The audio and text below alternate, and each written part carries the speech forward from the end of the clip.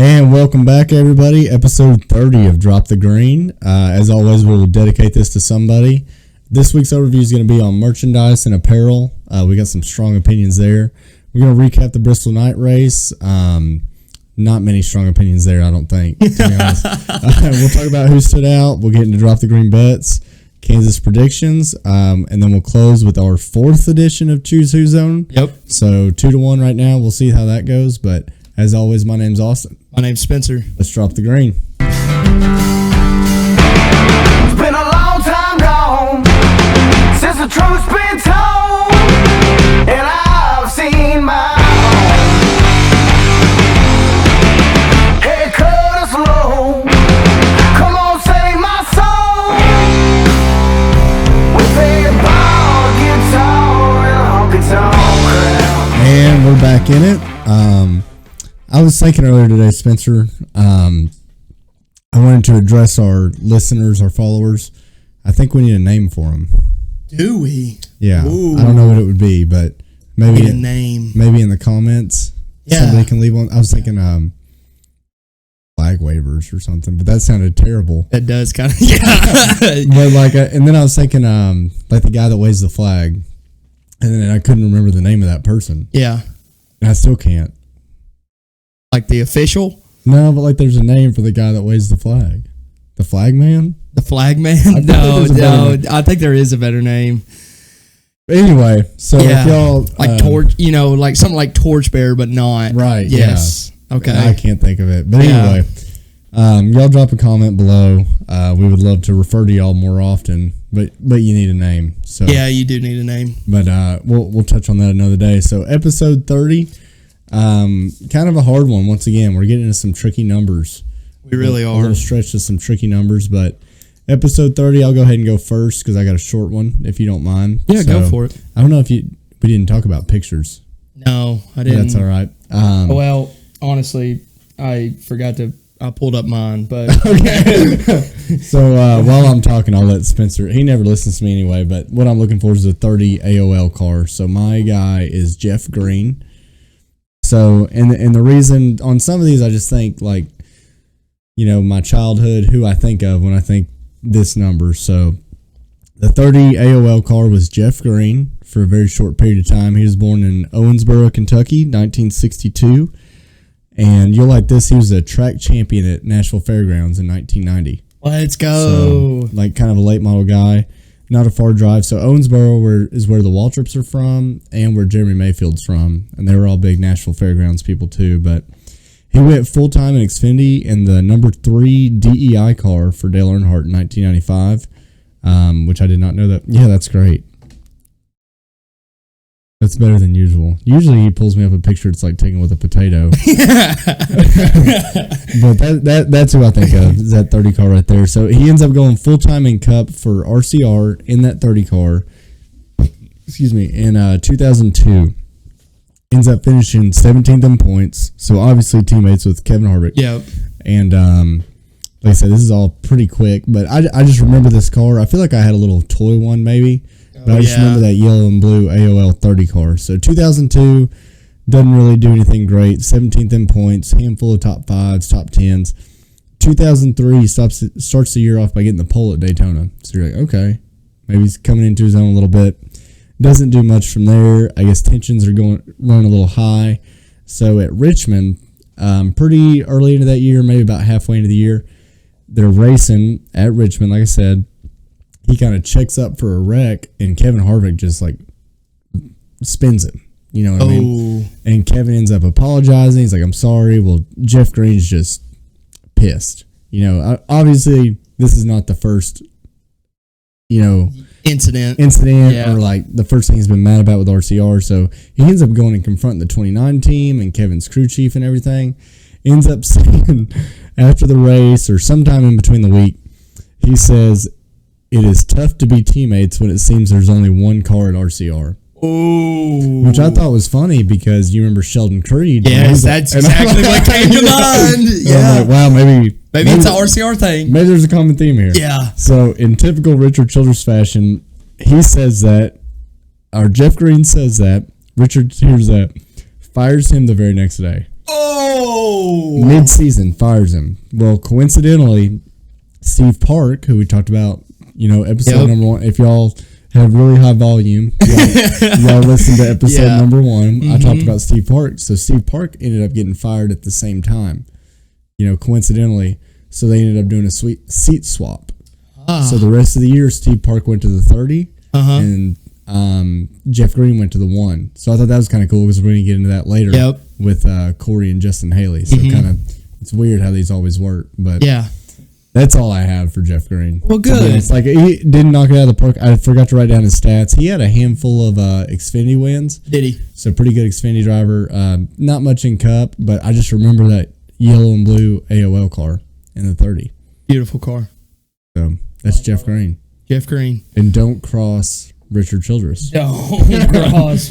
Even if you're right. Yeah, we've seen it. We've seen it. There's no point. Yeah, unless you're Austin Dillon, you can't do no wrong. Thank you, Pop Pop. Yeah. For my number 30, I'm taking Parker Kligerman. So if you don't know Parker, he was born in Westport, Connecticut. Yankee. Yes, Yankee. Started racing in 2008 through 2009 with ARCA for Cunningham Motorsports as a development driver for Penske. So that's kind of how he got his foot in the door. He finished second in the ARCA series in 2009 with 9 race wins. Yeah. That's nuts. Yeah. Nuts. They only raced 21 times, 20 times. So he won almost half the races that year. Jesus. Still finished second, which is still mind-boggling. But it's weird. Yeah. It's weird how that works. He made his Xfinity Series debut at Kansas in 2009, won the pole in that race, finished 16th. Fast forward 2010, he signed with Smith Ganassi, raced two races for them, and then one Truck Series race for Brad Keselowski Racing that same year. 2011, he went full-time truck with Brad Keselowski, finished 11th in the series that year. Won Xfinity race at Bristol, finished 9th. 2012, he went Brad K Racing again and Red Horse Racing. You ever heard of them? I have not, no. Yeah, Xfinity team. So he raced like the first 10 races with Brad K and then the next 10, 15, somewhere in there with Red Horse. He had 15 top 10s with a win at Talladega and finished 5th in the series. Damn. Yeah. He also raced 3 more Xfinity races at Iowa, Dover, and Chicago, finishing 8th, 12th, and 7th, which I thought was pretty good. Impressive. Yeah, to just hop in that car. 2013, he went full-time Xfinity with Kyle Busch with 13 top 10s, finishing 9th in the series, and made his Cup Series debut at Texas for Swan Racing Company, which is this car right here, I do believe. So that's where we get the number 30. That was his Cup Series. So he raced 2 races in 2013 at Texas and at Homestead, finishing 18th. Those. Not very nice. 2014. Which is probably impressive for that ride, though. Yeah, I mean, when you've never heard of the team. Yeah. I mean, clearly they had to buy it from RCR or something. Or some kind of a alliance. Yeah, something. Yeah. They had to get that number. Fast forward to 2014, Swan Racing. They had another driver I read about, so they were doing expansion. He was the expansion driver. And due to sponsorship woes, DNFs, and wrecks, they sold out. So he got to race 4 times, I think. 4 or 5 times. He raced at Daytona, wrecked. Atlanta wrecked or finished last. Didn't finish well. And they sold to Extreme Motorsports, who already had a driver in JJ Yaley. Oh. And so Parker was out of a ride. So he didn't do anything from like 20... Well, I'm sorry. At the end of that year, he signed with NBC. So if you don't know, Parker Kligerman is on NBC every week. And does a great job. Amazing job. A great job. Every week. 2015, 2016, he still did that. Not much racing-wise. Didn't touch. 2017 through 2023, he signed with Henderson Motorsports for trucks, and he won at Talladega in that year. 2017, I think, at Talladega. Won there. And he was doing about 8 to 10 races, so not even quite a full season. 8 to 10 races with them. And then he got a big break in 2022. He did Big Machine Records, and then they brought him on in 2023. Race full-time. 48 car. The 48 car that he runs now. Last year, he finished 10th with 18 top 10s. Yeah. And then this year, he has 12 top 10s. So it's crazy too. Not to interrupt you, but I remember because we go to Bristol every year, right? We'll talk about it again. I remember that 48 car was kind of like a pay to play car. Yeah. And the guy that owns Big Machine Records started an Xfinity team. I met him. No way. At Nashville. So at the fairgrounds. So he's the one. Way off topic. Yeah. He's the one that sold Taylor's rights to that scooter brand. Yeah. Isn't that nuts? Like, they're crazy. Just I guess I didn't meet that guy. I met one of the top 3 guys at Big Machine. I'm sorry I didn't meet that guy. He was probably still making money off that. Yeah, he was literally at the late model, the ARCA or the fairgrounds. Yeah, it wasn't an ARCA race. It was a Cars Tour race, I think. Yeah. And he was there, and he knew one of the guys that we knew through friends. And You've never told me this. I'm sorry. You've never told me this. Okay, well, we're sitting around a pickup truck, an old beat up Toyota, I think, a 90s model Toyota. And this dude walks up, massive belt buckle, boots, like he's somebody, stops and talks to us because he knows the guy that we know. He knows his dad very well. He grew up with him. And so they just start talking. And which guy that we know? No, you don't know him actually. You don't know him. Okay, it was me, and it's actually Nick Zapinski. Yeah, it's his buddy's buddy. So this is a long line. His name. I don't know if you've ever heard me talk about Vickers. This guy's name is Vickers. And I'm not. No. So sorry, Vickers. I know you're not listening to this probably, but I don't remember your first name. But we call him Vickers, and he races at the fairgrounds all the time.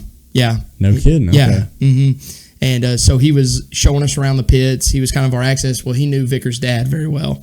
So that's how I got to I didn't talk to him really, but just sat there or stood there and talked to him and watched him drink Busch Light. So that was pretty cool. That's awesome. Where was I going with that? I don't know, but I'm sorry. No. I was absolutely mind blown by that. Mm-hmm.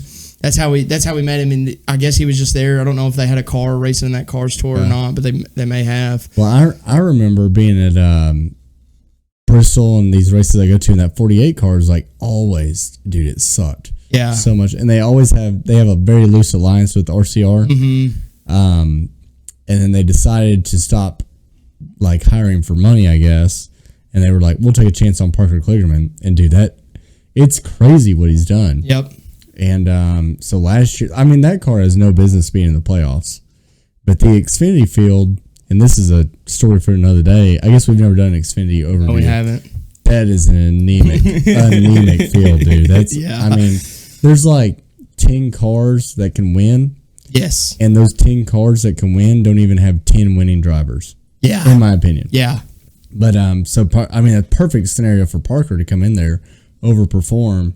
I feel like he's shown all he can, but I'll let you get to where he's at now. Yeah, no, the last thing I wanted to touch on was his podcast, or his brand too, Money Lap. Yes. Is what it's called. His podcast is really good if you haven't listened to it. So good. Yeah. From what I read on the brand statement, they're pretty much the cool stuff of racing. Of motorsports, is what they claim to be, and I second that claim. Is they're very good at making some boring stuff very cool. They talk about it's him and Landon Castle. So if I didn't mention Landon Castle's cool. I don't know if have you listened to the Money Lap at all? I have. Yes. So they do if anyone is watching that listens to other things, we've stolen quote unquote a lot of things from other things. Yes. So they always do some kind of little overview or they'll touch on something. Mm-hmm. And one week it was, they had an in-car camera of Tyler Reddick and he had a Zen pouch in. Yes, I remember this. And they had an episode and their overview or whatever was nicotine in NASCAR. Yep. And Parker's I put one in when I drive. Yep. He's a huge nicotine guy too, but and then they go on further to how can we there's all these young people that use nicotine pouches. How can we get that into NASCAR and like make them care and stuff like that? But it's like super good. I mean, it's really, really good content. Yeah, they do a great job. And they go for like, like 2 hours sometimes. Nobody gripes at them. Nope. But wish we had a name for you guys. Yeah. But no, sorry to keep interrupting, but no, I love his podcast. Yeah. It's really good. No, that was the last thing I had. And then you can catch him, of course, every week now in the Xfinity series. He's kind of said he wants to hang it up. So I know. I don't understand that. I don't either. I don't understand that at all. He's only 36. Is he that old? I'm pretty sure when I looked, he was 36. Okay. I thought he was way younger than that, to be honest. Now I'm going to fact check myself real quick. My guess was like 33, but I could be wrong. 36. 34. 34. So okay, well, I guess. I guess you gotta get to that point. You're like, well, where am I going? Exactly. But at the same time, he's outperforming a lot of the cars in Xfinity. Yeah. So because he's a really good road course guy. Yes. Really good on super speed. I mean, he's good everywhere. Yeah. But yeah, it's a shame to see him hang it up. But obviously, that's his decision. That's what he wants to do. Mm-hmm. But I think he's a really great race car driver. Number one, first and foremost, he's a really great personality. Yes, the sport needs him. Needs him badly. Needs him badly. And when he does pit road, it's wonderful on NBC. Yeah. I mean, I know they don't give him that much that you can do with in the 20 seconds that they're there for, probably over a 5 minute span, throughout the whole race. But he does a great job. I love hearing from him, Yeah. So. And if he's not going to be in the car, then, hopefully he can work his way up to be in the booth one day. Yeah. Because I think, his knowledge. They got plenty of spots for him on Fox. Him and Kevin. Yeah. That could be a good duo. Really good. That could be a good duo. And Parker's got that good personality and a real personality to where if Kevin gave him shit. Yes. Like, he would respond. And I feel like with Clint, I guess we're getting on tangents. Yeah, it's going to be the tangent episode. I feel, like Clint plays his character and then Kevin gives him shit and Clint gets, like, offended. Yeah. I'm like, what are we doing because here? Kevin knows the real Clint and he's like, what are you doing? What are you doing? Exactly. You're an idiot. That's such a good point. That's such a good point. But, yeah. Well, if you're done with that, we'll move on. Yeah, let's go on. We got a lot to talk about today. Episode 30, Jeff Green, Parker Kligerman edition. I want to do the overview this week on merchandise or apparel. Yep. So, kind of me and Spencer have a little bit of a bone to pick here. And, yes. We just went to Bristol, and I would love to wear NASCAR stuff all the time. And I'll just, kind of put my thoughts out there and I'll let you go from there. I think the apparel sucks, and we're not going to talk about diecast or anything like that. Just this is straight apparel. The apparel from teams is absolutely terrible. It's just so gaudy, and there's some things that are gaudy to the point to where it's kind of cool. That's not this. No, it's so gaudy. We have no options unless you're 2 or 3 different people. We have no collaborations really to speak of, and the ones we do, they're terrible. Yep. And then the biggest thing is like you look at other sports like NFL, college, like great apparel, multiple options, multiple outlets. And then you look at dirt racing, amazing designs, like stuff you want to wear, reasonable price. And I just don't know why we're here. And I think that's another one of the many hindrances of getting us to where we need to be. 100%. I mean, you can just tell, like, when people buy stuff, not just because they love that team sometimes, but a lot of it is because it's really cool. You know what I mean? Like, it's really cool. So when you're doing, and the biggest thing I know about is the Titans in Tennessee, because that's in the Vols. That's the other gear I buy. So when I'm buying their gear, they are collaborated with a big apparel company that knows how to make gear, And so the biggest one that I can remember, and I know you remember this time, in Tennessee was partnered with Adidas. I was in school. Exactly. And and then they made the announcement for Nike. Yes. And I couldn't wait. Exactly. Could not wait. And at that time, and Adidas is a good brand. It's not just that. Disagree. Okay. They just don't make stuff I would say American style. No, I mean, you know what I mean? And when you get into corporate America, Adidas is the cheapest. Yes. And so then every corporate America company makes Adidas. Yep. And it's also trash. Yeah. But that's exactly what I'm going for. So when Nike took over the Tennessee brand, I wish I would have pulled up their sales, but it had to go through the roof. Had to have. They changed everything, the jerseys, and they made it wearable in an actual social setting that you wanted to go out and you looked decent in what you were wearing. Mm-hmm. So why can't NASCAR get one of these brands to take over? Maybe pretty much what I'm getting at, all I think it would take is one team or one driver in particularly. Right. Chase Elliott.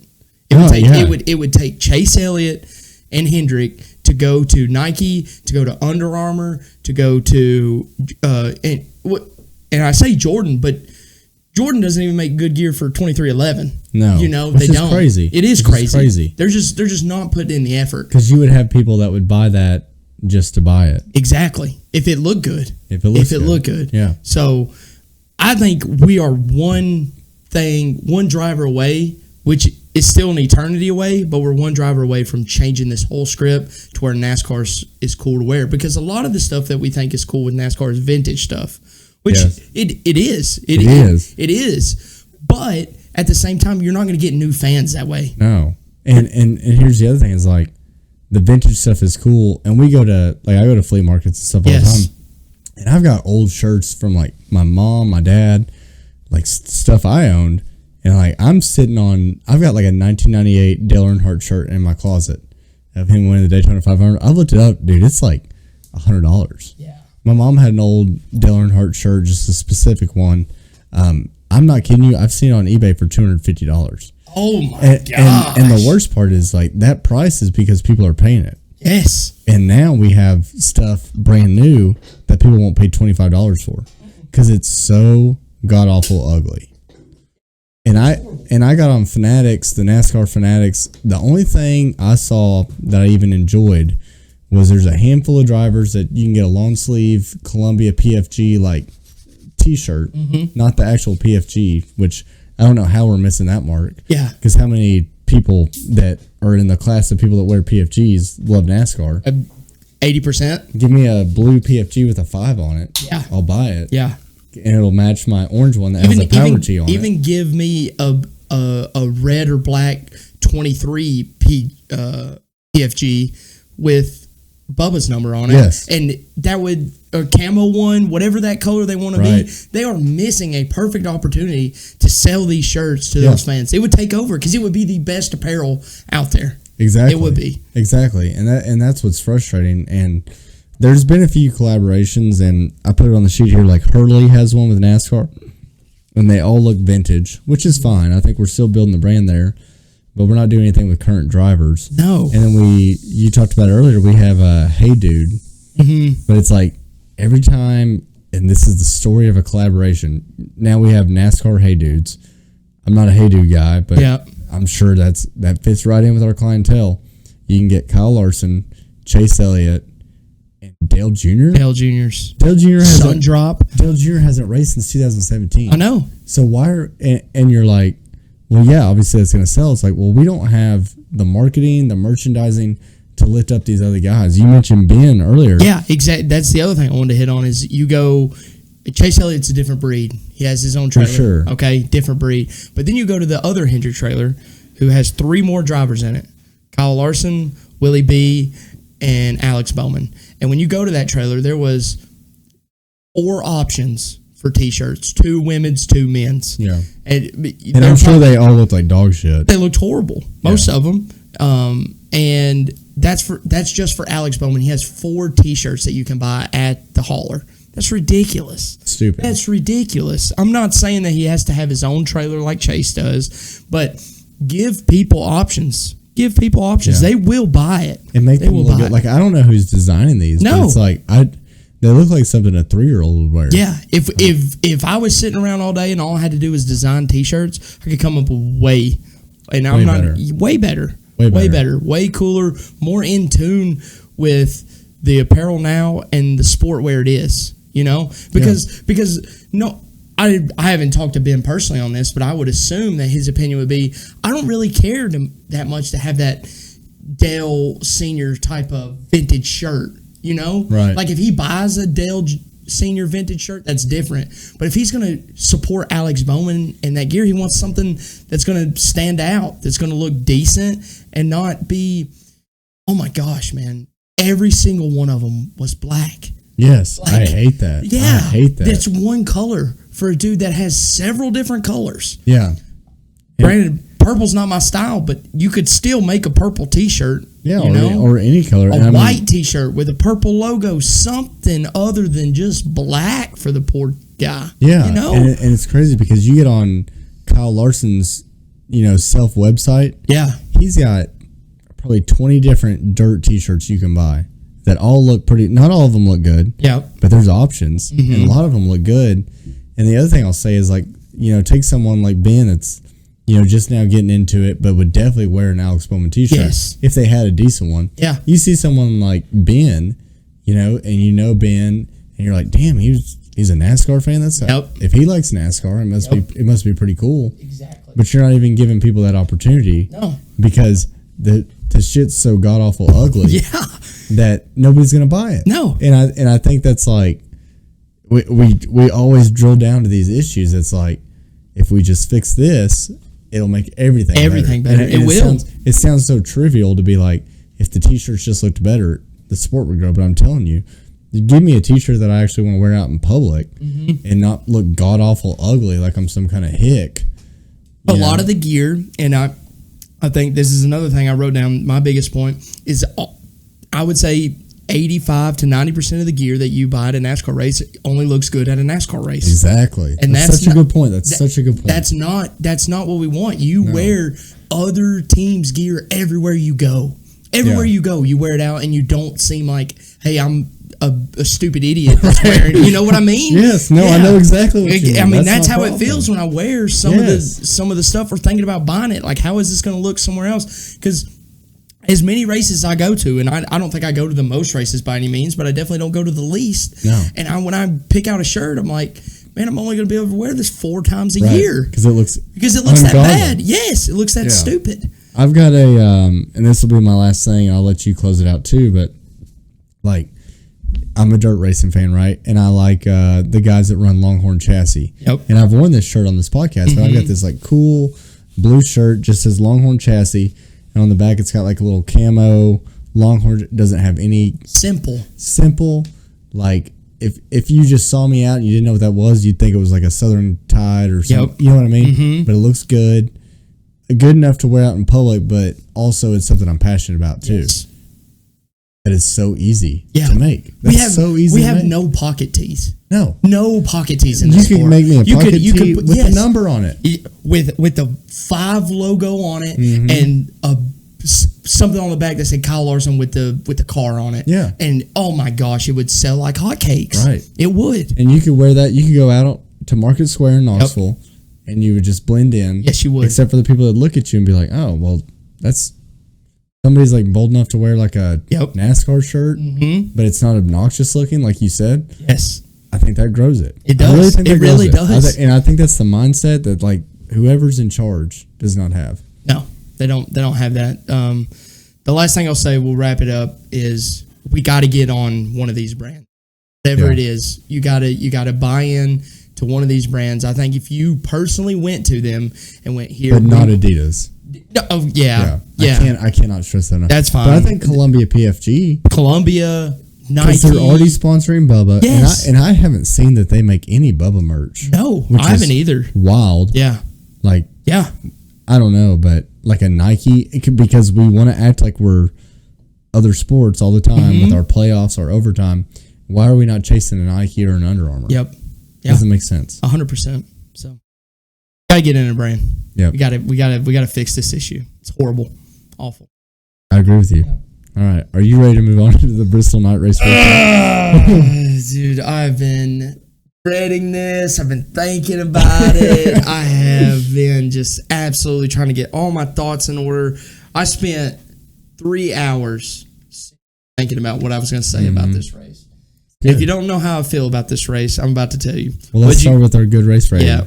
What'd you give it? I gave it a 7.5. I gave it a 6.7. That's way higher than I thought. Okay, I told you. I've thought about it. I've not tried to come on here and just piss all over Bristol. Okay, I love it.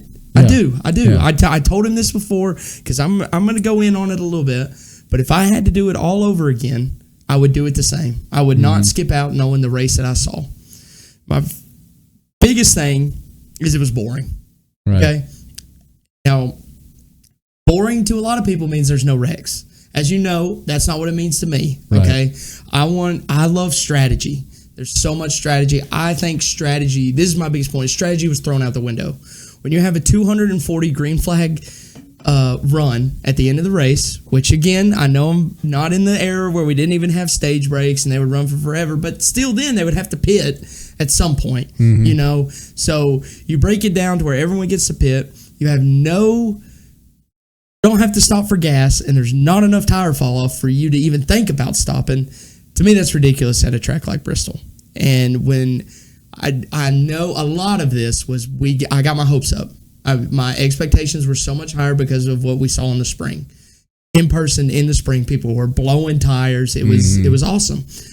And we were so excited to see if we were going to have, hey, we're going to go back and fix the compound. We're going to just tune it up a little bit so we don't have that, which we both agreed that was too much. Right. That was too much. Right. There's a middle ground. There is a middle ground. They missed it. There was no middle ground. You could run on the same set of tires for however long you wanted. Right. Ridiculous. And I broke my rule this week. I listened to some podcasts that I normally don't listen to before we air our show, but I had to know what other people were saying. And pretty much what it boiled down to was that this car is the problem, and we're trying to blame Goodyear for the car. And, but so I talked about the no green flag stops, the no strategy being involved. Sorry, I'm backing up because I want to get it right. You couldn't pass because of this. Literally, you could run the top, and the guy on the bottom would just squeeze you up almost every time to where you wouldn't get the run, and then you'd back off till about 5 car lengths, and then you drive right back to his bumper, and then you do it again for another 4 or 5 laps, and then you'd either fall back or he would give you the spot. He would give you the spot. So to me, that's not short track racing at all. That's not what I want to see.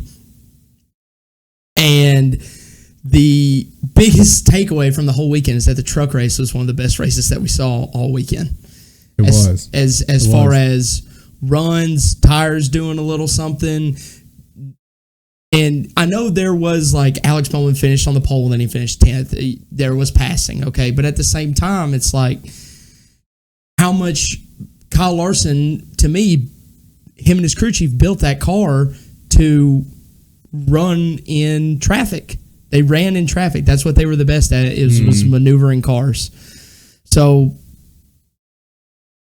sum all it up, I got to lower my expectations for NASCAR. That's what it comes down to. They've failed me so many times, and I was sitting there thinking that we might see the best race that we've seen all year. Yeah. Well, you hope. You hope. Yeah. And I bid in it. Hook, line, and sinker, son. They had me. I was there to see. I took Ben to his first Bristol race to see a 240 green flag run, and we watched most of the football game. Right. You know? Nope. That's not the experience you want as a first-time fan. So, well, tell me why I'm wrong. Yeah, well, my biggest complaint of the race, you want to hear what it is? Yeah. I paid a bunch of money for a full seat to be there, and I only needed the edge of it. Oh, my gosh. Okay. You've been cooking that one up. That's blasphemy. That's blasphemy. No, I will say, I don't think we saw, I'm not saying anything you said was wrong, because I think there are issues with the car. But I think even before we had this car, we had races like this at Bristol. I mean, I've seen Kyle Busch wax the fit, not to the point Kyle Larson did. Yeah. Right? But dominating. Yeah. You know, at the end of the day. And I've seen some really, really great races at Bristol. I've seen some good ones. I think the thing with Bristol is you have to kind of go there a lot to know what to look for. So that's part of it as well. I think, with the next gen car, because I think a lot of this is the car's issue. 2022, we saw this all year. Like, we had some races that could have been very bad, but the teams didn't know anything about the car, and we had tires popping like crazy. Yes. That was the story of 2022. Yep. Someone was leading, pop a tire, caution. Every Chevy in the field. Yeah. And, literally. And so that happened in 2022. 2023, I cannot remember anything memorable about that race, except for Denny Hamlin getting out and saying, "I beat your favorite driver." Yes. Which was like all anybody talked about. But really, when I think about it, we had maybe a few more cautions, because I think Corey LaJoie caused a caution in that one too, and wrecked Joey Logano. Yep. I think that's right. He did that this year too. Isn't that wild? He got Joey again. God, he sucks. but there wasn't anything memorable. So I kind of had the feeling, and it was a shot in the dark, much like all the teams. I just didn't think we'd see that same tire wear at all. So I fully expected to go in there and see something similar to what we saw. I'm a Kyle Larson fan, so take everything I say with a grain of salt. But I'm watching him lead and dominate, and all I can think is the stat that I saw, that every race he's led more than 200 laps in, he's only won 30% of them. Yeah. Less than a third, right? Yeah. And if we go back and look, the Darlington race, he dominated it. Mm-hmm. And that was a pretty kind of almost, except for you have to pit for tires, right? But there were still no wrecks. No. But it was routine pit stops, green flag. And I wish we could have saw green flag pit stops. Yes. I will say that. At Bristol, it's so compelling. It's so fun. You go a lap down. Yes. You go and a lap down. You get it back. And then Yes, that's so fun. You're taking such a big risk just by pitting. And then you're like, I hope nothing goes wrong. Exactly. I hope there's not a caution. Yeah. So I get that, 110%. If there was anything I wanted in this race, it was some green flag pit stops. Yes. Okay? I'm with you there. Okay. But Darlington, same thing. We had routine green flag pit stops. No one really wrecked. We kind of got lucky, I feel like, because you had that many green flag pit stops. And then we had, I can't remember the caution, but then the cautions bred cautions. Was that the one where Tyler Reddick just got into the back of Kevin? No. That was last year. I'm talking about the Darlington race we just had. Yeah, okay, I'm sorry. Where Chase Briscoe won. Yes. But he would not have won if not for all the craziness. So I'm saying, if we had a caution at like 50 to go, we probably would have saw the same thing. 100%. And that's not what I wanted to make. That's what I didn't want to come on here and say, is that I didn't want an overtime to be decided. Kyle Larson should have won the race. I wasn't mad about Kyle Larson winning the race. It was the fact that we were lied to, and we were shown this amazing product in the spring.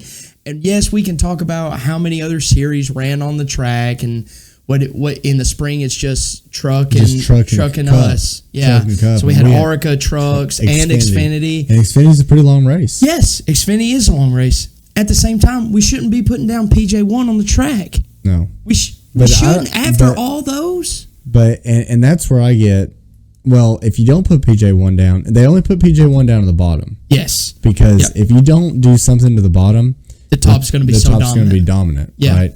And then, so kind of what they want to do is work that PJ1 in. You have multiple options, and they hope that PJ1 lasts the whole race. Yeah. What usually happens, and what's happened at, I think every Cup race I've ever been to, they'll work that bottom, that PJ1 wears out, starts putting rubber down, and then they have to go to the top. Yeah. And then you get the same thing we got. Yeah. Except they were still running multiple grooves all the time. Yeah, they were. So I will agree with you that I think the car has its issues. I think right, wrong, or indifferent, I have settled, and I didn't settle. I didn't. Yeah. And that's where my frustration was. And you probably shouldn't, because, like, I guess I'm just okay with it now. Yeah. Because I'm not. And take this from somebody that grew up going to Texas, where, like, that's how intermediates used to be. Yeah. You know what I mean? They were awful. They were not great, but you still had a good time going, as always. Mm-hmm. But that's just like the racing you were used to. And they used to sell out like 150,000 people. Mm-hmm. Like, the races were just like what we watched. And I don't remember ever thinking they were bad either.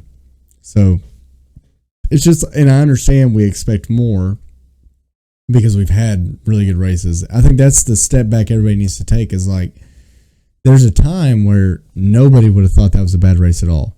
Yeah. But we also have had like that finish at Kansas. We had Watkins Glen. We've had, even Darlington towards the end was great. We've had Atlanta. I mean, it's like we've had so many good races. Yes. I feel like the bar's so high. Mm-hmm. But also, to your point, and I think everything you said is very valid, we don't need to just shrug it off because there's something we need to do with this car. Because you can't even bump and run with this car because the tires are so wide. Yeah. You have to knock the ever-living crap out of somebody to bump and run. Ask Austin Dillon how to do it. Yeah, he's the only one that's done it successfully. Exactly. It takes a right rear. Yeah, absolutely. It takes going into the corner with no brakes. And just Bristol, you can't do that. No. Because you're gonna screw yourself. Yeah. So I don't know. I'm indifferent about it. I wasn't surprised at the outcome, and the only reason I'm not super pissed off about it is because I feel like I've seen races like this in the Gen 6 car. Yeah. Like where I hit the panic button is when we go to Martinsville, and Martinsville's terrible because we're shifting. Mm-hmm. It's not the Martinsville it used to be. No. So the only consolation I have to the race we saw is I've seen it before. Yeah. Not in the next gen. Mm-hmm. Is there other races in the next gen that are absolutely terrible because of the next gen? Yes. Yeah. And I still think we could change things to make that Bristol race better. Like you said, there's nobody wrecking. Like again, that's not what I want. No, but I'm just saying, like, they're hooked up. Yeah. There's nobody, like, you have to be as bad as Corey LaJoy. Yeah. To wreck. There's so much grip that it's almost impossible to spin. Yeah, it's almost impossible. Exactly what it is. At some point, like, even the best drivers, we need to make it hard enough for them to bust their ass. 100%. We want to make the track and the engineers to where the driver is on edge and they're going through the corners and they're like, I'm so loose I have to slow down, or I think I can push it here and let's see what happens. Yeah. So. And I think like you said, I mean, Kyle Larson was obviously the best at getting through traffic, but the other thing that was really, to me, kind of compelling to watch is you're seeing him try to put like Kyle Busch a lap down. Yeah. And Kyle Busch didn't lay over. No, he didn't. He didn't. And then some people did. And then he got to Brad Keselowski. Brad didn't lay over. Nope. Now, a lot of people are like, well, Truex running third, second, whatever it was, pit road speeding penalty. They're like, he never made it back up. If there's any driver in the field that happens to and they just lay over and call it quits, it's Martin Truex. Yeah. So I kind of throw that, whether that happened or not, we know that's the driver Martin Truex is. Mm-hmm. Couple that with it being his last year, I guarantee he's like, I can't wait to get on my fishing boat. Yes. I can't wait to be on a tracker boat somewhere doing whatever I do. Because Ty Gibbs went to the back with a speeding penalty and worked his way up to a top 10 and then came back down. I can't remember what happened. Obviously, he didn't advance, but I mean, he passed. It took him a while. Yeah. Probably longer than it should have, but like, I feel like Truex was just riding. Yeah, he probably was. His car probably wasn't that good in traffic. Your car had to be excellent in traffic. He was running second, running through lap traffic too. Yeah. No, you're right. I don't. That's the only complaint I have is like people are like, you couldn't pass because the cars are too equal.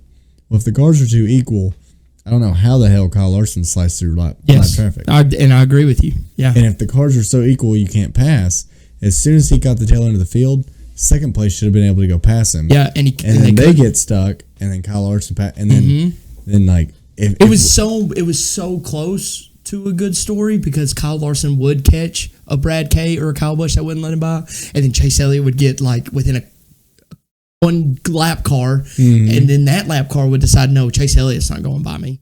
And then, which is silly to me. It is silly. I don't understand. It is silly. Like, you go a lap down, second place doesn't matter. I know, but did it not feel like that to you? It did. That literally they were like fighting for once the third guy got there, they weren't giving him no slack either. It was like, you can't go any worse than you already are. I don't know why you're... One lap down is one lap down. Exactly. Yeah. Unless Kyle Larson is coming back around again. Which he almost did. He was passing 10th. But I think Denny...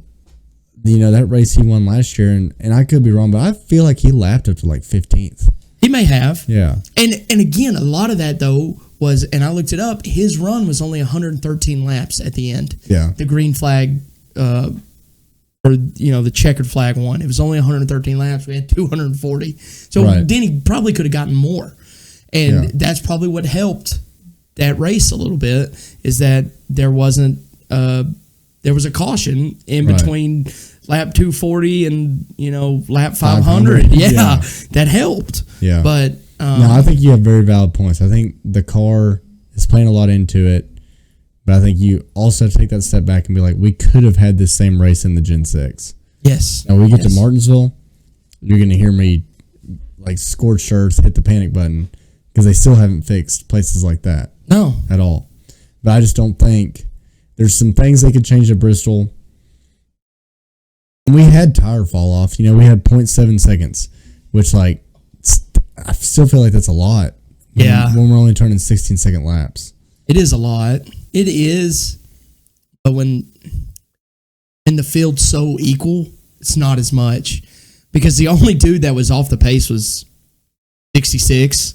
Yeah. That was so bad. Oh, so bad. Golly, it was rough. But tires obviously matter because after, I think it was stage 1, is after one of the stages, Reddick stayed out. Or no, I'm sorry. He did stay out. We had that caution. We had that caution, and and they decided to go green with 2. That's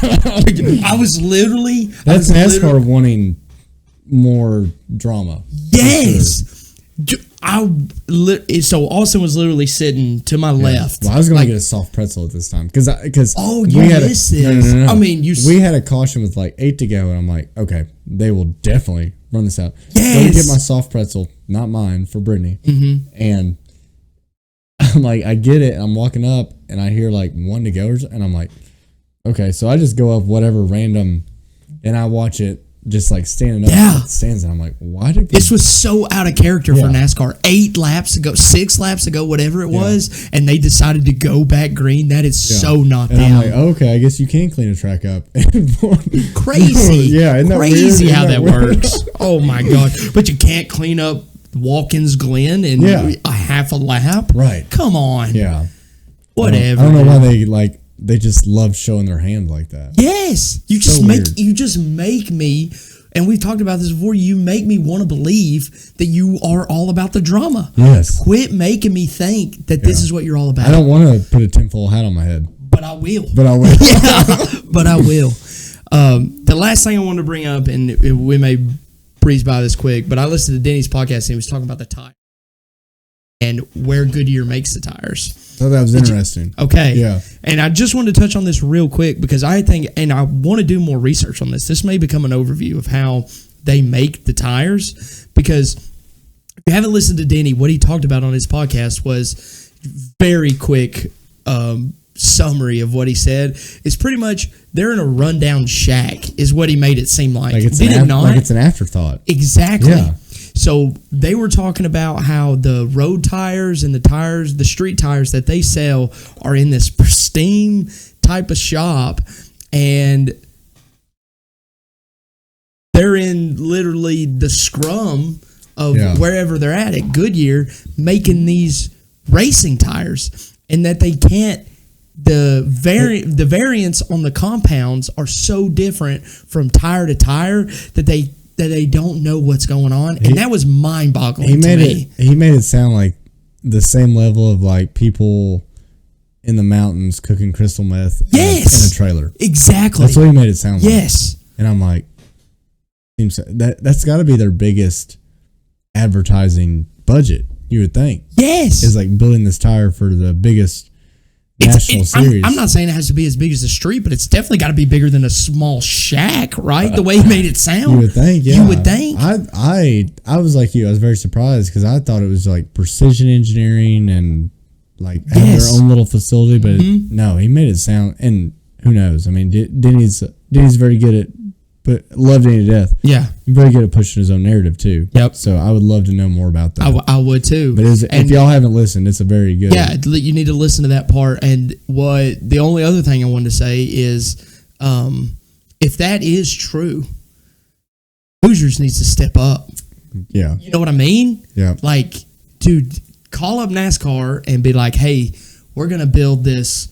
I don't know how much capital they have, but I know that they're all over every car under Truck Series. Yes, they're in ARCA. They're in ARCA. They're in everything. Every dirt series. Every dirt series. Everywhere. Cars, late model. Yeah, except for Trucks, Xfinity, and Cup. That's the only place that they're not.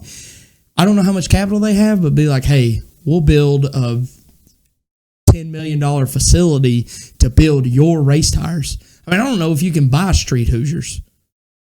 I don't know. I don't know. I've never looked into it. I haven't either. Yeah. Okay. Surely, right? I mean, I would assume that they probably owned somebody else. Maybe they, a conglomerate. Yeah. And Hoosiers is like the big brand or whatever. But we were talking about the tire wars last week, and that's what the only person that can really make Goodyear better is competition. Yeah, because they have none. They have zero. None. They have no incentive to be any better than what they are. And that's human nature to get complacent. Exactly. Human nature. Yeah. So I'm again, to sum that all up, I would just be curious what Hoosier could do for this 18-inch tire.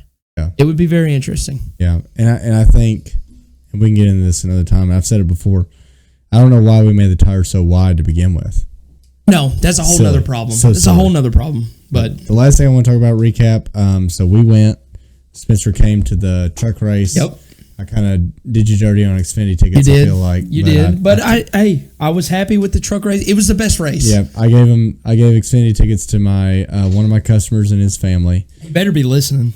He's not. Yeah. But damn it, Corey. And then they came to the Saturday race, the Cup race. But we had a huge time. Yeah. The biggest thing I want to say to everybody: you go to a race and the race is bad, and that ruined your whole experience. You did it wrong. Yep. I'll leave it there. But huge shout out to my dad, Jeff. Appreciate you. Yes. Means the world to us. We owe you so much. Oh my God. It wouldn't be Jeff, that hotel room, son. But it wouldn't be anywhere near the experience if we didn't have that community. Hanging out with friends and family. Yeah. Got to throw some cornhole. Eat some food, hang out at the RV, watch some TV, but just makes the whole experience. So hopefully he had as good of a time as we did. I hope he did. So, because he goes through a lot of work setting that. He called me fat and old, so I hope he had a great time. That's the funny thing. He found something new to pick on you about. Yeah, I know. It hurt a little bit. It cut deep. The fat part, he was like, literally. Wait, hold on. I'll tell this story. We're getting on a shuttle to go to the fan zone. Okay, we're getting on a shuttle. He says something about we had to stand. I think what it was. Yeah. And or maybe it was walk up a hill. It was something like that. It started as soon as we left when we were walking. Oh, I know. Yeah. And he was like, "Yeah, it's hard being fat and old, ain't it?" Or he was talking about himself being old, and then he mentioned me being fat, and I was like, "That hurt, Jeff. That hurt." And he saw it, and I let my poker face go, and he saw it, and he was like, "Oh, I got him now." Yeah. And so the whole rest of the time, this was at 10 o'clock in the morning. I'm screwed for the rest of the day. He's just, you fat. Yeah, that's a trait I think I picked up from him. Yeah, no, you guys are good at it. The Sanders are good at that. But no, he loves you to death, so don't worry. No, I love him. But thank you, Jeff. Thank you, Dad. Whatever you want me to call you, that's what I'll call you. But we really appreciate it. We had a huge weekend. Yeah, a lot of fun. But we'll move right on to standouts. Carson Corey had every opportunity to win another one. He on his podcast he said he got help, he got wrecked, but if you watch, he threw a huge slide job on Josh Berry, got loose. Who he shouldn't have been throwing a slide job on by Josh Berry. No offense. Terrible day, but every other Stewart-Haas car had a great day. Yeah, what's weird up with that? Yeah, and Josh Berry's normally like the short track king. Yeah. I don't know. So he throws this ungodly slide job on Josh Berry, gets loose, which makes him go slower, and Josh is still on the gas. I'm sure Josh is like, "What is this guy doing? Yeah. Hits him, wrecks him. Obviously biased, but 100% on Corey. Before that, Corey wrecked Joey Logano for the second. Wild. So 21-8 on 21 Carson, 8 on Corey. Y'all mentioned it when Colby was here. Carson's already won. Yeah. I have a proposition for you. What you got? We've got Corey LaJoie and Justin Haley switching rides till the end of the year. Yeah. That's 7 more races. I think we crowned Carson the champion. Yes. We did our job. We got Corey fired. Yep, we did. Jeff Dickerson with Spire obviously was listening. He was. Otherwise, why would he do it? Yeah. So if we got Corey fired, I say we claim Carson the champion. We spend these next 7 races doing Haley versus LaJoie. I love it. That's going to be very compelling too. Because both new teams. Both new teams. You don't know. They got to, and honestly, from what the stats say, I think Justin Haley's going to whack. I think he's going to go 7-0. He should. He should. I mean, he probably should, but I think he honestly will. There's a difference. Corey should have beat Carson. It should have been at least close. Exactly. I don't think it'll be close. I think Haley waxes the field with him after what I saw. So let's go ahead. I'm excited. If you're cool with it, Carson Hocevar, champion of 2024, head-to-head champion. Yep. 2024 side champion. We'll do Justin Haley versus Corey LaJoy. 7-race shootout. It should be easy. Should be easy for Justin Haley, and I think Justin Haley's going to get in there. I'm not expecting I've seen some people are like, yeah, he's definitely going to win a race. No. It's still a Spire car. Yeah, calm down. But I think you will see the 77 and the 7 run closer together. Yes, you will. By far. Mm-hmm. So, all right, I'm going to just Carson champ. Yep. Carson the champ. And I will make a note for that when I make my next show sheet. Moving right along, we had Harrison, Keselowski, MTJ, and Ty Gibbs out. They're gone. I think that's really good for everybody left to have MTJ and Ty Gibbs out. Yeah. And honestly, Keselowski too. I think that's 3 I did not expect. Really? That's what I was going to ask you. Are you surprised? I'm surprised by literally all of those except for Harrison Burton. Really? I really am. I'm not at all. Really? No. Okay. Well, I mean, again, if you did our bracket challenge on NASCAR that I picked MTJ. I'm more surprised, I guess, that my biggest surprise is Brad. I thought Brad would, those Bristol and to me Watkins Glen were kind of in his wheelhouse. He's won it both. Okay, yeah, That's what's crazy. Yeah, in his wheelhouse, and just to throw a complete, Chris Buescher won at Watkins Glen. You can't tell me that he couldn't get in Brad's car and at least get a top 5. Right. So it's like, has Brad officially lost it? Ooh. That's what I wrote down. Are we on the... Yeah. Okay.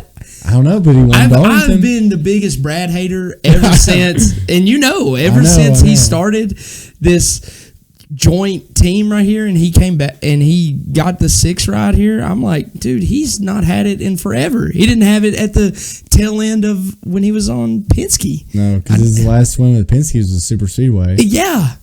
I just refuse to ever accept that Brad Keselowski has lost it. And that's fine, but I'm telling you right now, he's done. He needs to hang it up, and he needs. I don't know. You know what he needs to do? I think he wins Kansas.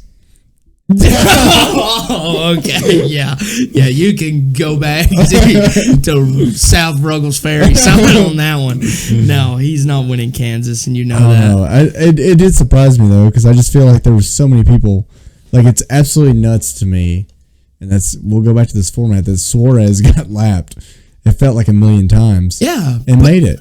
But again, he showed up in the Atlanta race. He loves Atlanta. And again, you heard it on Denny. He would love to race at Atlanta 36 times. That's where he would be the best. I'm not arguing that. Yeah. But you got to play the format. He got there. He showed up. He did what he had to do. You can't tell me that Brad's not as good. He's better than him on super speedways. He is. Sure. He's better than him. So prove it. You know what I mean? Be better. I know. Be better. It's hard for me to accept, I guess. I know, but that's the truth. Be better than Suarez. It's just nuts that we get down to a cutoff race, and Brad definitely went laps down, but I'm telling you, Daniel Suarez was out to lunch. Yes. I think he's still there making his laps up. He might be. I think him and Corey both are out there. They're out there finishing laps. The haulers ain't left yet. No. But you're right. But in the format, dude, all you have to do is get to that so many points and you're fine. I know. You're fine. Be better, Brad. I guess so. So I think MTJ probably not as surprised because I felt like, oh, dude, they've been bad for 3 months. And exactly what happened. Like, as soon as some adversity comes up, he's just going to roll over. And I guess I don't blame him. I mean, I've been in that. I feel like as someone who has put a 2 weeks into a job before, I feel like that's where he's at. Yeah. And when I've put a 2 weeks into a job before, you're done. Please don't ask me to do anything. Yeah. You know what I mean? Yeah. I'm not that's doing like probably anything. shitty to say, but I'm sure people can relate to that. Like, Yeah. especially That's why I give a 3-day notice. Yeah. But it's like what is he really going to fight for? Now the Ty Gibbs, I think that's huge because And Ty gave it his all. he did, and I think that's somebody that not necessarily going to go deep, but in this round at least, probably going to be a contender. He would have been. He would So have been someone that you didn't want to see on the Roval. He was someone that you definitely didn't want to see at Talladega and maybe even Kansas for how fast the Toyotas are there. Yeah, exactly. And I think if you're Austin Cindric and Daniel Suarez, you're like, yes, breathing a sigh of relief. Yes. You're like, that kid's out. Yeah. Mm-hmm. So, who do you want to do this now? Yeah, for sure. Moving on. So me, who I have out is for this next round. Obviously, we have 3 more races. I have Suarez, Cindric, Briscoe, Ryan Blaney. Oh, I feel like Ryan Blaney's going to get the bad luck bug. okay. Every time you win a championship, it seems like you get the bad luck bug the next year. You know, we've talked about You can give me a cold beer before you start, please. Yes. I said cold because I brought 3 warm ones. So I'm just letting everybody. Chilly now, unless you want a Coors. No, I don't. Okay. Yeah, I didn't think so. It's cold. I don't like the taste of melted aluminum. Yeah, that's fair. Silver bullets. No, I agree. I think that's really 4 solid choices. But I'm about to throw, thank you. But I'm about to throw something crazy at you. And I'm going to preface this first one with we've talked about him. It's an even numbered year. I think he goes home. Okay. And that's Joey Logano. Wow. Yeah. The streak stops. The streak stops. And the only reason I say that is to me he's on that Martin Truex.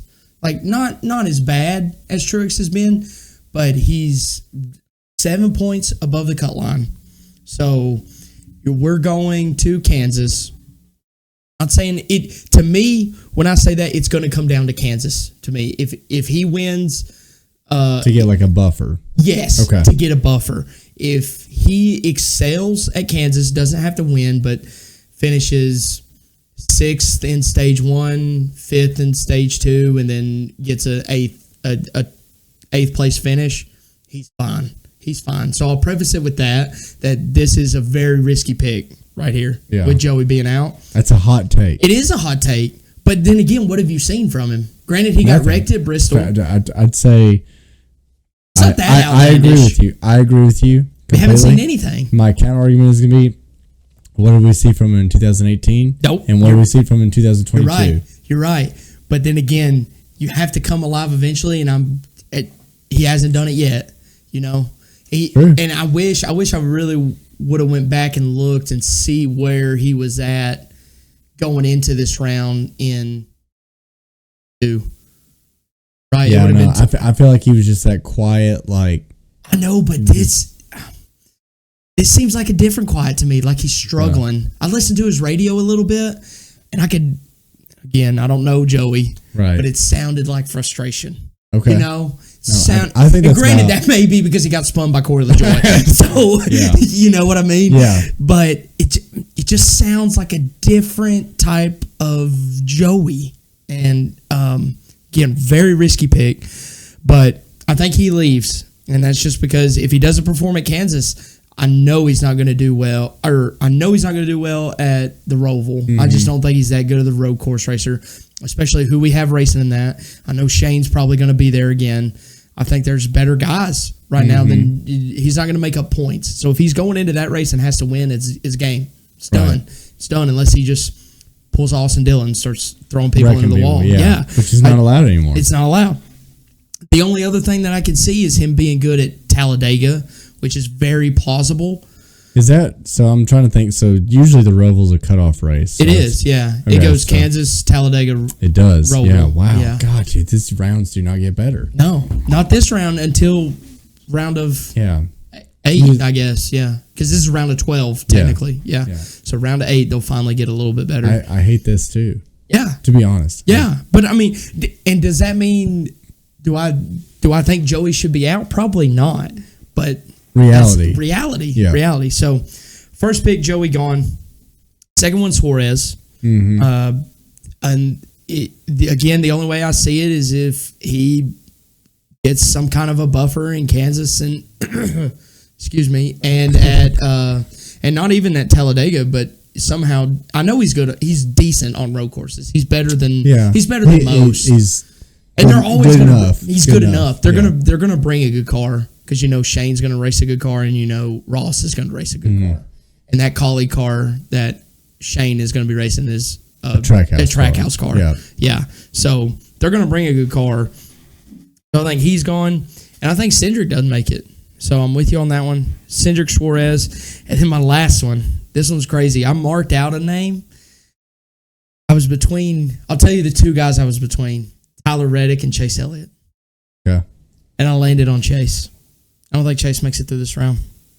I could see that just because I could see him not doing well at Kansas because they haven't been strong. No.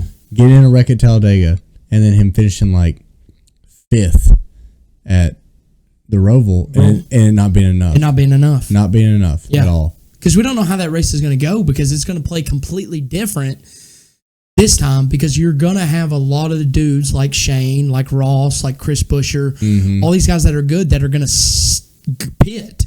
You know what I mean? Yeah, for the win. For the win. They have to get stage points. When you throw in stage points in these road course races, it's completely different because you don't have to do that to win. Right. So yeah, hot take. I think, and I'm getting ahead of myself completely. I think Bowman wins the Roval. That's what we're hoping on. He's due. He's due. He's done so good there. Yeah. So good. There's no way. And he's below the cut line, I believe, right now. Yeah, thanks to this glorious format. I just don't. Reset the points. He went to 7 under. Mm-hmm. And that's exactly why I marked out Tyler Reddick. I think Tyler Reddick's going to be good enough at Kansas. When I say good enough, top 15. He doesn't have to do anything special. I think he's going to be fine at Talladega as long as he doesn't get caught up in the big one. And he'll be good enough on the Roval. I think he just squeaks by. I don't think he does anything special. Nothing special. Nothing special. By the skin of his teeth. He's in 3rd. He's plus 20 to the cut line. All you got to do is finish. Yeah. So, and they brought speed. So, that's why I marked out Tyler Reddick. And Chase Elliott's only plus 7. They haven't brought as much speed as Tyler Reddick has to the track. They haven't. No, they haven't. No. So. No, I agree with you completely. Let's move on. The only last one I have is it Larson's championship to lose? That was just selfishly me. I think it is, but I think he's also, as a fan, I'll say he's Kyle Larson. So he'll find a way to. He does love to find a way to lose. Yeah. There's 2 things he's good at: is winning and finding a way to lose. I know. I mean, that's it. He ain't finishing 5th. No. So that's how it goes. But let's get into your bets if you're ready to go. So update on Bristol. See where we're at. So last week we were up 1.2 units. Mm-hmm. And you kept us up. Yeah, we're only up 1 unit now, but we're up. We hit the Bowman one, and then everything else lost. But has Bowman ever failed us? No, I mean he has a couple times, but we still need to. I still need to make my PowerPoint about You're still on Parker Kligerman. Yeah, I know. I saw that once I looked at it. Well, we just really like him. Yeah, we did love him. We did love him.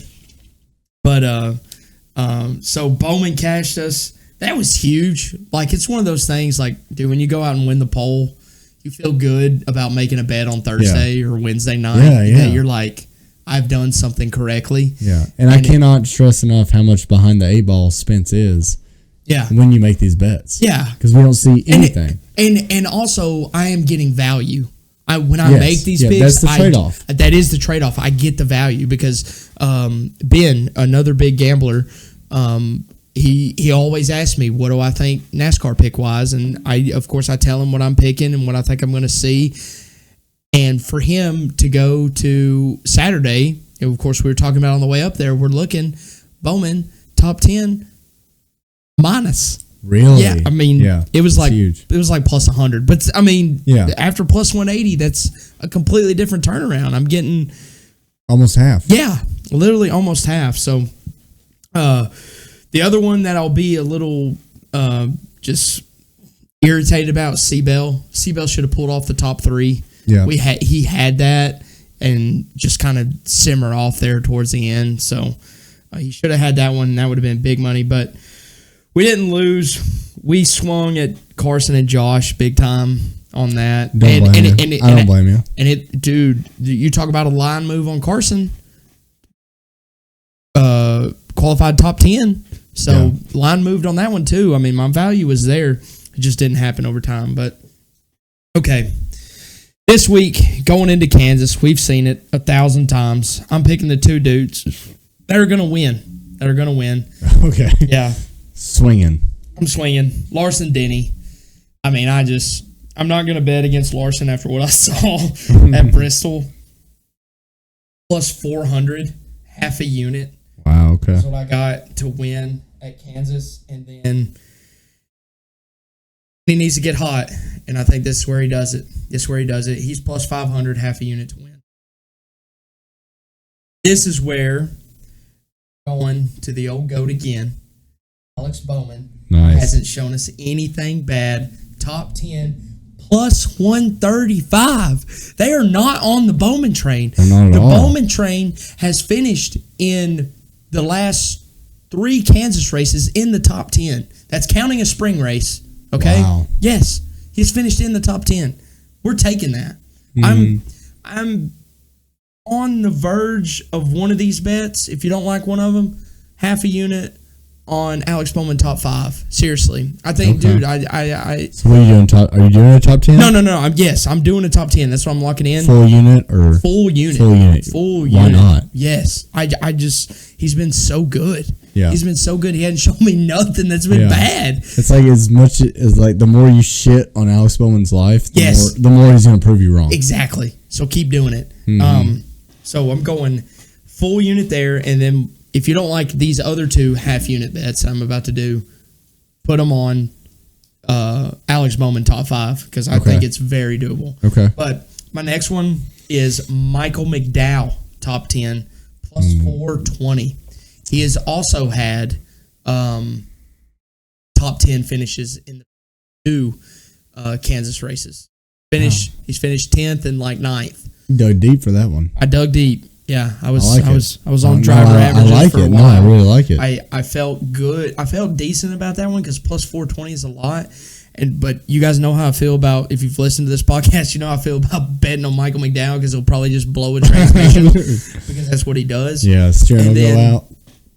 And my last one, which kind of goes against my picks, or out, but Chase Elliott top 5. I can see it. He's good here. Top 10 in like the last 4. Not top 5. I think top 5 in the last 2 or something like that. What's his odds again? Plus 170. 170 for a top 5? For a top 5. God, they really think he's going to be that good. They think he's going to be that good. Yeah, it's like... That's the only one I don't like, to be honest.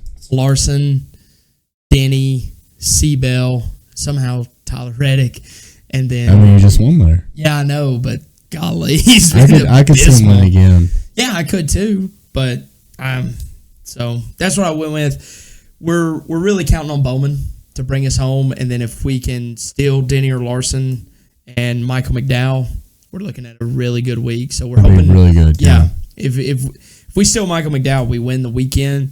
But if we can steal Michael McDowell and Bowman, that's what we want. We want Bowman. We're cruising. We want Bowman 3rd, and we want Michael McDowell 7th. Like no problem. So that's what I'm hoping. No crazy green flag overtimes, whatever it is. We don't want none of that. We don't want. So what do you think about Toyota winning manufacturer? It's not bad. It's not bad when I looked at it. It's like plus 125. What do you think about Bubba top 10? Bubba top 10, there was no value there for me. Okay. Because I think he has no. I feel like we saw it at Bristol. Yeah. No pressure. No pressure. Because unfortunately, Bubba's a bit of a head case. Yep. No pressure at Bristol. And did he get a top 5? At Bristol? Yeah. Yeah, he finished 3rd. That's what I thought. Mm-hmm. Yeah. I mean, it's like 3rd. Crazy. He's where Seabell should have been. Yeah. I mean, I could almost see Bubba winning it. He only wins when it doesn't. When it doesn't matter. Would you say top 10? Yeah. Or top 5? Top 10. Top 10 for Bubba Wallace is minus 1. Okay, they're on it. They're on it. They're on it. That's kind of and the craziest outlier when I was looking to this was 50 top 10. Yeah. I guess the stats reflect that then? I guess. I didn't look into it because I was so appalled by the minus 150. I wouldn't even look twice at it. Yeah, but before I even looked at values, I try to write down, after looking at stats, I try to write down guys I want to circle. And Ty Gibbs was one of them, especially coming off being eliminated. Mm-hmm. We know how it goes. He's going to be hungry. You know how it goes. I mean, he could win. I mean, probably not, but it's always it's a Cinderella story for somebody like that. It is. And at minus 150, I couldn't trust it. So, but wild. That is wild. Well, I like your bets. I think we're going to sweep. Yep. Well, we can't sweep. We can't sweep, but I count it as a sweep. If you bet on 2 winners and one of the winners win, and then everything else hits, that's a sweep. That's a sweep. I'm with you there. Yeah. Okay. I like that. Well, the biggest thing is we're up. Yes. So if you've been telling us, you're up. You're back. You're up. You're back. You're back. You can pay the mortgage. Shout out to my boy JD who texted me on Sunday and said, "You made me $1." Nice. So, and that's what we're here for, guys. That's exactly right. Exactly what we're if here you for. jumped on the train late, we've gotten hot. Yeah. So you didn't even have to go through the roller coaster that I've done. He can take his wife out to get ice cream. Yes, he can. That's right. Well, not in Delaware. Yeah. He can get sprinkles, I guess. Yeah, he can. But we'll move into, and we've kind of touched on it already, like we always do. We'll move into Kansas prediction. So the fall race, 23-11 is dominated. Mm-hmm. Do you see that happening? I see the potential for that happening, but I think I think the field's gotten so close. I mean, I feel like Bowman's going to be very hungry. I feel like William Byron, he's gone, dude. I'm telling you, he's gone. We're not going to see him again. I mean, yeah, but yet we moved him to this next round. You know what I mean? I mean, yeah, but you're in a Hendrick car. You can limp into the next round. Yes, but he kind of not showed something, but he's been better than he's been in a long time at Bristol. Yeah, he's been, thinking about it now.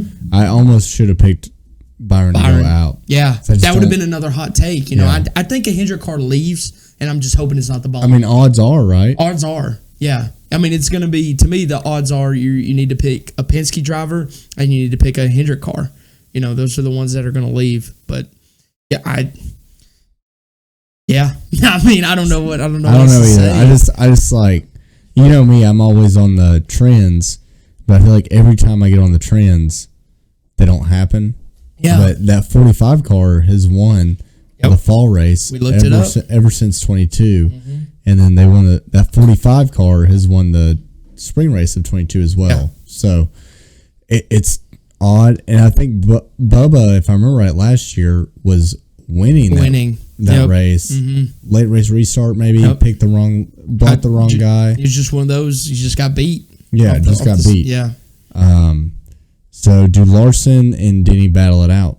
I think so. That's what I'm hoping for. Yeah. I would love to see them going 1-2. Because they're building it up on social media right now. Yes, they are. They're absolutely building it up. Mm-hmm. So, and then we touched on it again. Does Bowman continue? Does he fizzle out at some point? I don't see why not. I don't see why he does. I'm saying he keeps his hot streak rolling. It's another playoff round that kind of leans to just Bowman running in top 5, like right there. If he can stay clean at Dega is the big one. He did it at Atlanta. Mm-hmm. He had to do it at Atlanta. He did it. I don't even know where he finished in Atlanta. I don't know. You know, but just staying clean. I just think it's great. Like, I was going to say until you said those stats earlier, like, I don't remember Bowman ever being that great on mile and a halves recently. Yeah. But you said that stat, and I'm like, okay, well, there's a path for Bowman to. I think if you can get Bowman above. Bowman finished 5th at Atlanta. Wow. Yeah. Okay. So, I mean. He's putting the work in. Yeah. I mean, I'm a huge Bowman fan. I try not to get too. Yes. Hyped up over him because I feel like if anyone could steal this championship, it's Joey Logano or it's Alex Bowman. That would be wild. It would be so wild. Yeah, absolutely wild. And because I hope it's he does. Because it's Tyler Reddick's or Kyle Larson's to lose, in my opinion. Those are the 2 guys that have been the best all season. But I feel like Tyler Reddick's almost doing like a little bit of a William Byron. He is. He's going away. He's falling into the shadows a little bit.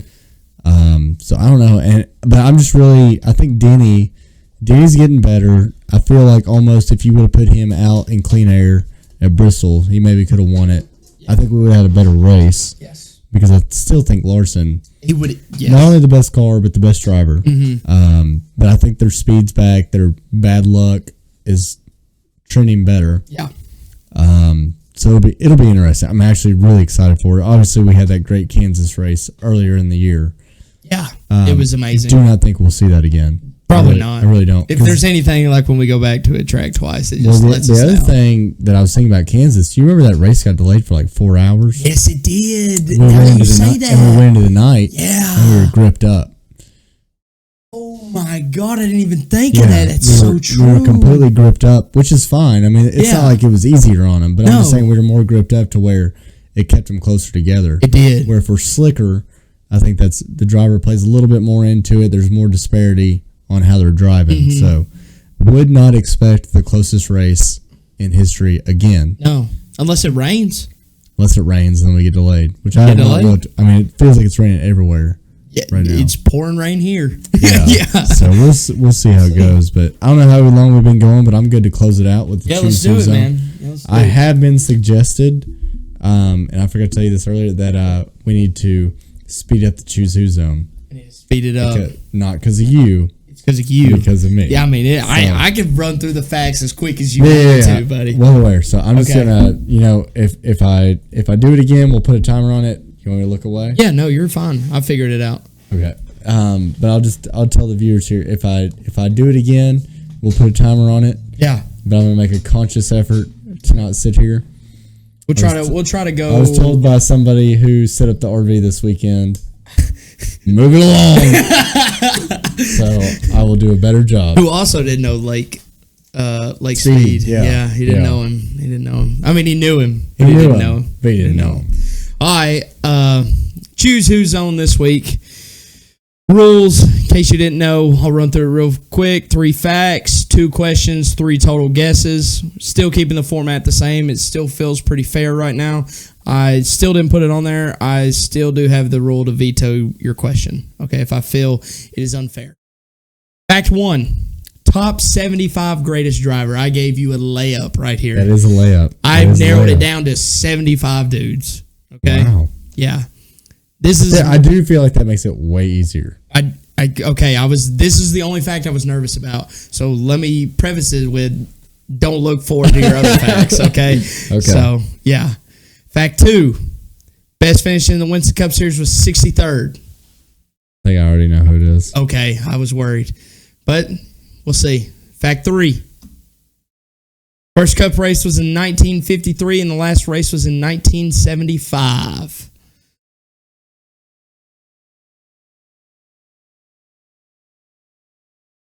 No, I don't think I know it. Oh, I love it.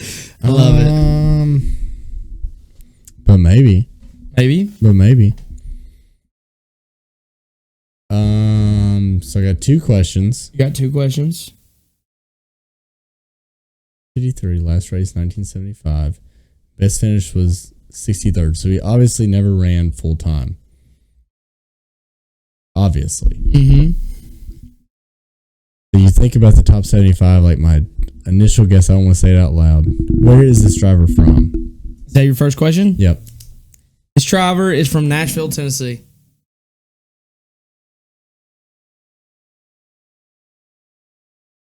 You have from there, born there? Born there. Born there. From Nashville. I feel like it's See, this is where I need to speed it up. Yeah. I've been told. So my thoughts originally were Red Farmer. Mm-hmm. Because he's still racing today. He's like 90-something years old. Oh my God. But he's 90-something years old racing? Yeah, like late models. Okay. But he's from Alabama. I don't know where he was born, but I feel like maybe he wasn't born in Alabama, but he was in that little Alabama gang. Mm-hmm. So I think I'm in between 2 people right now. I've got 2 questions. And you have 1 question left. Yes. Yeah. Yeah. Okay. but I might swap out a guess. Okay. Is this driver still alive? This driver is still alive. Now I've got 3 guesses. Okay.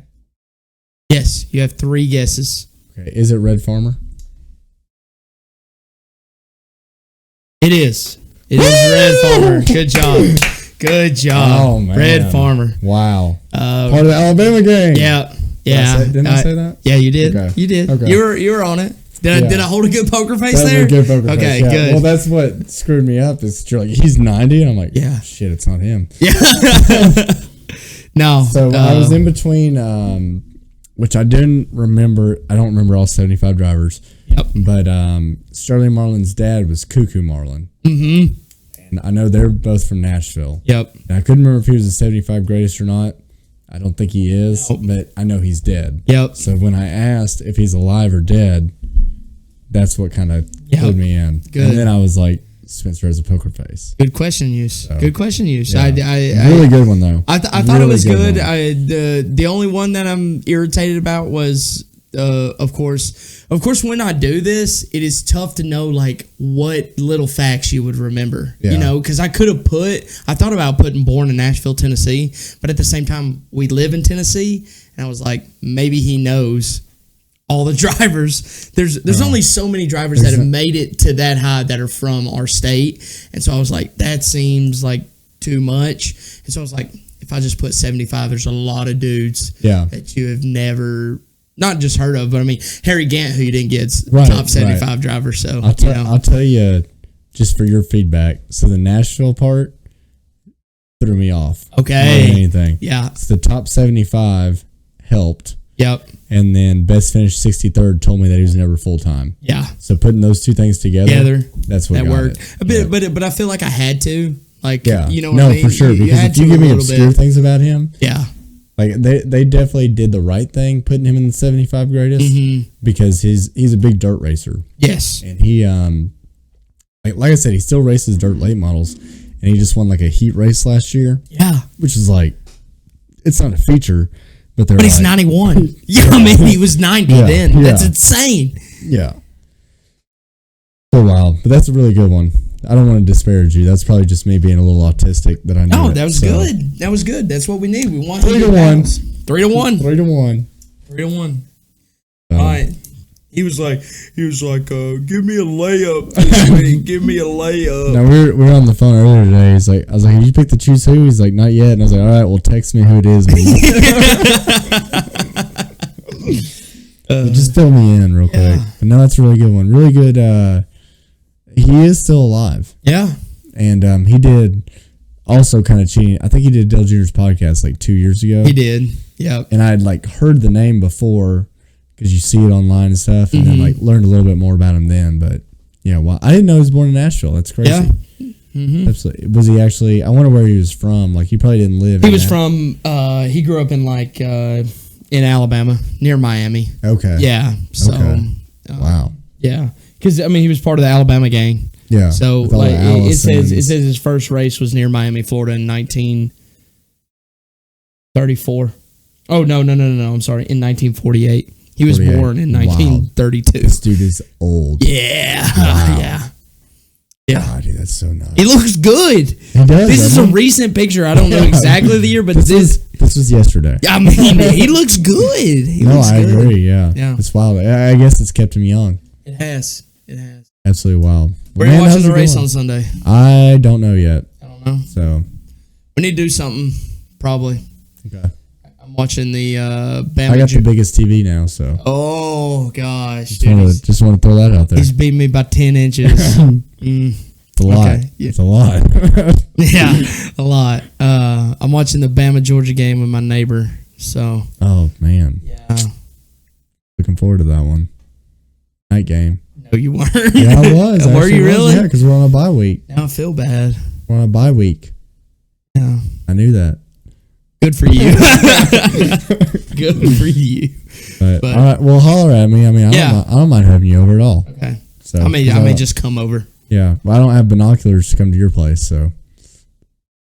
Yeah. How's that feel? At least my couch is big enough to sit everybody. Okay. Well, my couch is big enough for the cats. Yeah. Oreo, the 400-pound cat you have. Yeah, he loves it. Yeah, I bet he does. All right, well, good deal, good episode. I don't know how long we went. Hour 43. That's my guess. Hour 30. Wow. Yeah. All right, we will let y'all out a class early. Yeah, we will. Go home. We appreciate y'all watching. As always, thank you to Spencer for all the hard work he puts in. Big thanks to my dad for this weekend. Yes. We had a blast. Appreciate all y'all watching. We'll see you next week. We'll see you next week.